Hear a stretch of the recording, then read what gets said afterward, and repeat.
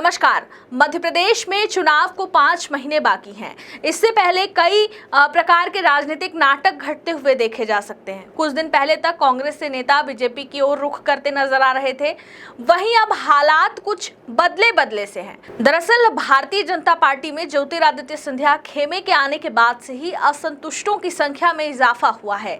इसके चलते कई दिग्गज भाजपाई पार्टी में अपनी उपेक्षा के चलते कांग्रेस में जाने का मन बना रहे हैं या जा चुके हैं। कांग्रेस संगठन की माने तो ग्वालियर, जबलपुर, धार और इंदौर के कई ऐसे दिग्गज हैं जो बीजेपी में अपने आप को उपेक्षित महसूस कर रहे हैं। इसी के चलते कांग्रेस के कई नेता उन्हें साध कर अपने खेमे में जोड़ने की कोशिश कर रहे हैं। इसकी शुरुआत बागली क्षेत्र के पूर्व विधायक और बीजेपी के पूर्व दिग्गज मंत्री रह चुके दीपक जोशी से की जा चुकी है।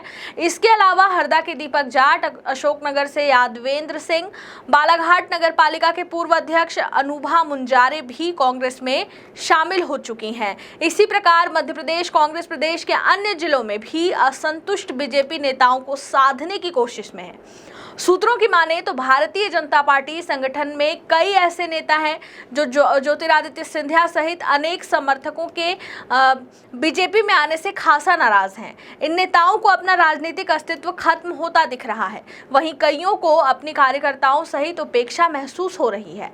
इसका फायदा कांग्रेस पार्टी भरपूर उठाना चाहती है।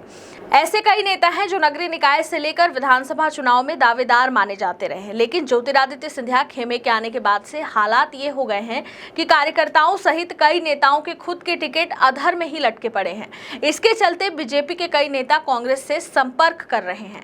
कांग्रेस संगठन भी इस अवसर का भरपूर फायदा उठाना चाहता है, क्योंकि बीजेपी का बेसिक कार्यकर्ता टूट जाएगा तो सीधे सीधे वोट बैंक का फायदा कांग्रेस को मिलेगा। मध्य प्रदेश कांग्रेस प्रभारी जयप्रकाश अग्रवाल ने कहा है कि हमारे संपर्क में कई भाजपाई हैं जिनको पार्टी में सम्मान नहीं मिल रहा और ना ही काम। हर जिले की स्थिति अलग अलग होती है। राजनीतिक सामाजिक भावनाओं को ध्यान में रखते हुए निर्णय ले रहे हैं। भाजपा के वरिष्ठ नेता जशपाल अरोरा ने बताया कि कांग्रेस तो सिर्फ झूठे वादे करती है। कई कांग्रेसी हमारे संपर्क में भी हैं। उनकी 15 महीने की सरकार में ना तो किसानों का कर्ज माफ हुआ और ना ही विकास हुआ है।